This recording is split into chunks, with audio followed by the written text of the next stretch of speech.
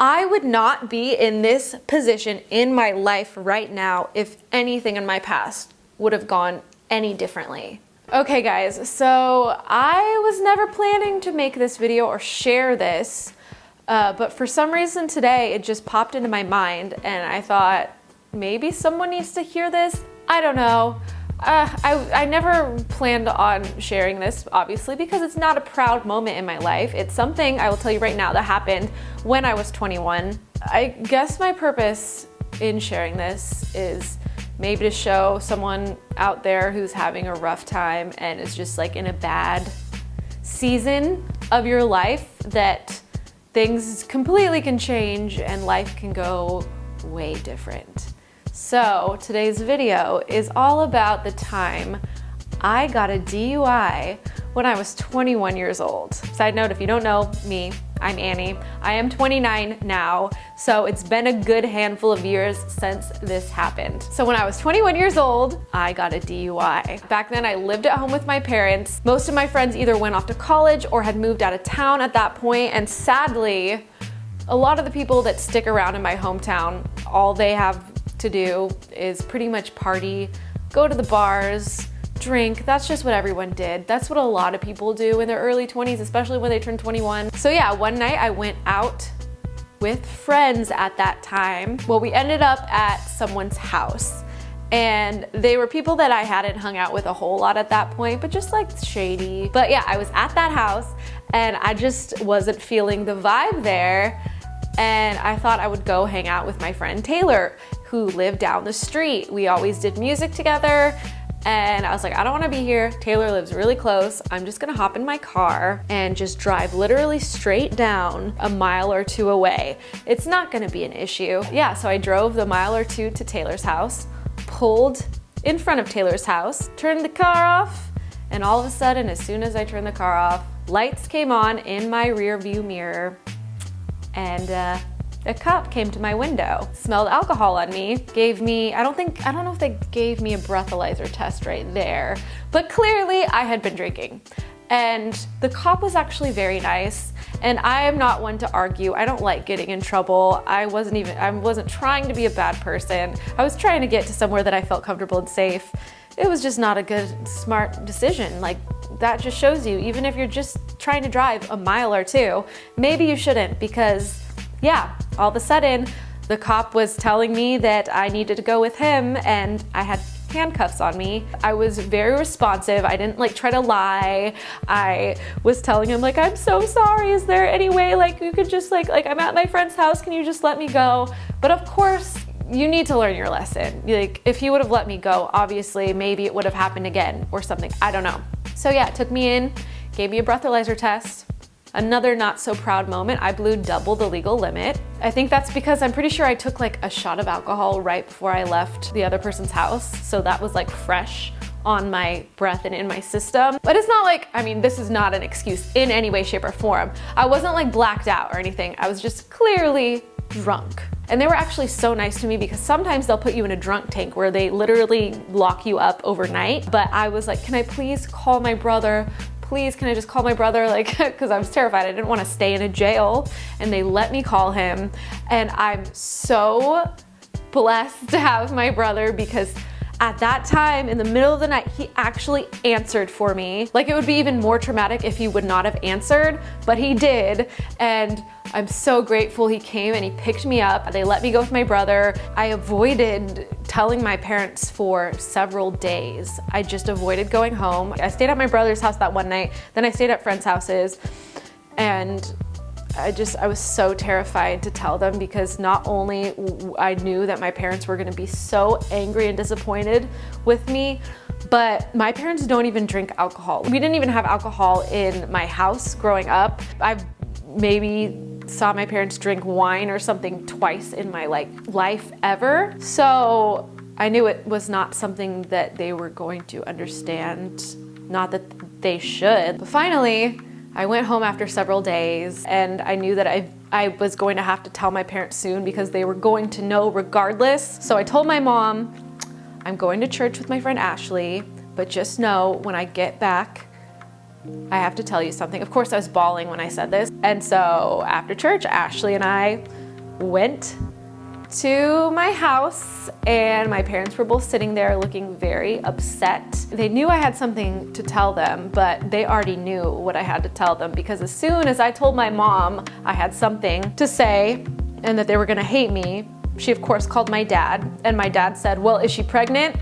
And my mom said, no, I don't think so.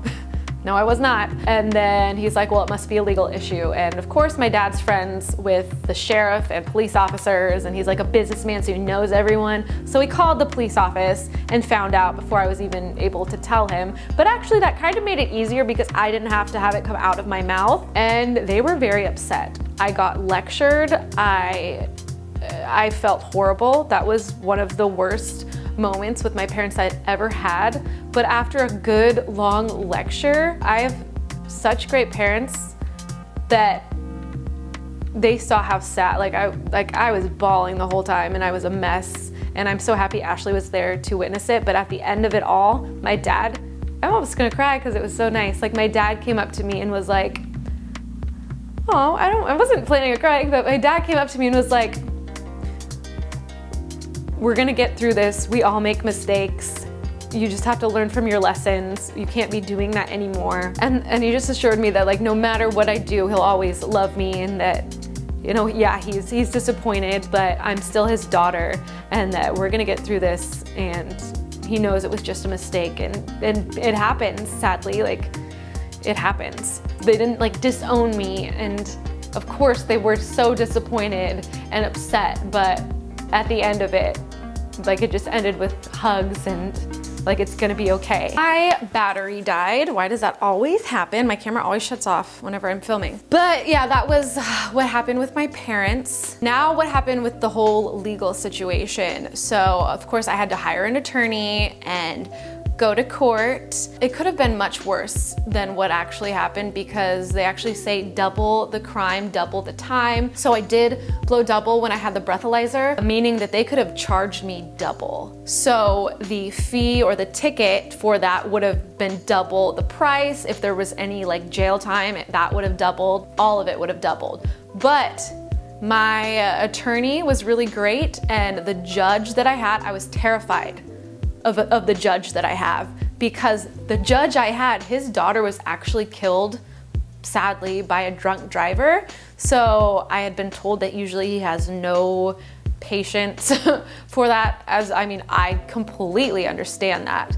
But the officer was so nice to me, and he wrote that I was very cooperative and that I was very nice, and because of that, I only got charged for if I would have blown like a 0.08, or no, just above a 0.08. I think this has changed as of now, but I had to pay, I think, just a little over $2,000. But that was in Washington. I think in California, it's like $15,000. I didn't have to serve any jail time, thank God, because I'm not the kind of person that would do well in jail. But I did have to do a 24-hour like DUI class. The biggest part of the punishment for me was I had to have a breathalyzer blow and go in my car to be able to start my car. It was originally, I think, for 6 months I had to have a blow and go, or was it a year? That kind of sucked,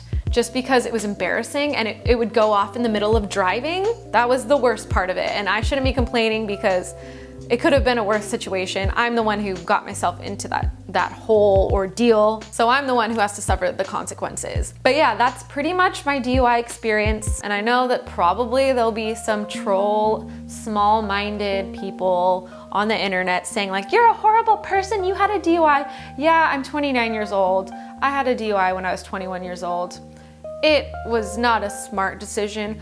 I was young, I was naive, I was making stupid decisions, I was surrounding myself with the wrong kind of people. I was probably like more than likely depressed back then at that point, like definitely depressed. I was a different person back then, and I've learned so much in my life, and I've grown so much from it. That was something that embarrassed me, and that's why I was never gonna share this.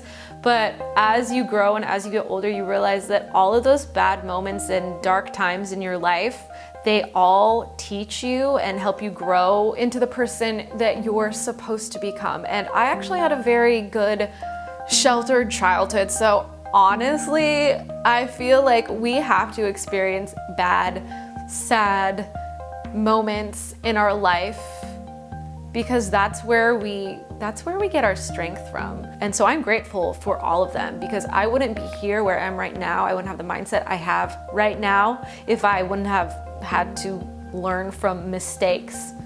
After being so sheltered as a child, though, I was due for some rough things in my life. This video I'm sharing because I know there are young people or people of any age who have made mistakes, and those mistakes don't define you, and I've grown so much. And if you're in one of those low places right now in your life, like there is hope. Like if I just dwelled on the fact my whole life that I got a DUI when I was 21, what good would that do? I'm not proud that I did it, but I'm proud that I was able to overcome the setback. I would not be in this position in my life right now if anything in my past would have gone any differently. All the things that have ever happened that have been bad have just been wake-up calls to get me here on track with what I'm supposed to be doing. So if there's hope for 21 irresponsible Annie to grow in the last 8 years or so to this point now, then that means there's hope for anyone else going through some tough and difficult times. And let me tell you, oh my gosh, my batteries keep dying. I need to wrap this up real quick. But I really can say I forgive all of the mistakes that I've made in my past. They were learning lessons, not saying that they were necessarily okay at all, but I learned from them.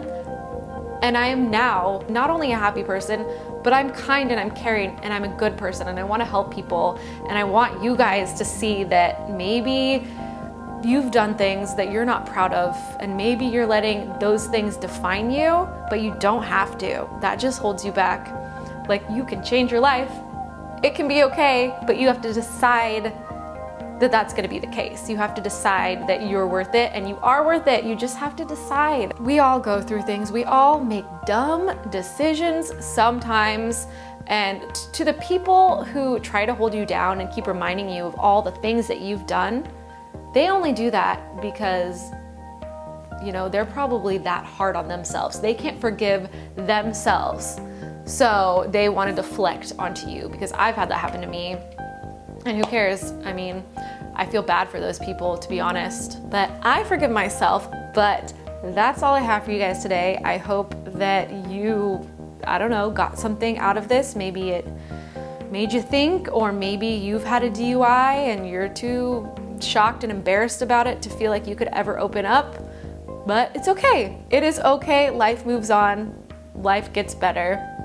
But that's all I have for you today. I hope you enjoyed this video, and I will see you soon with a new one. Bye, guys.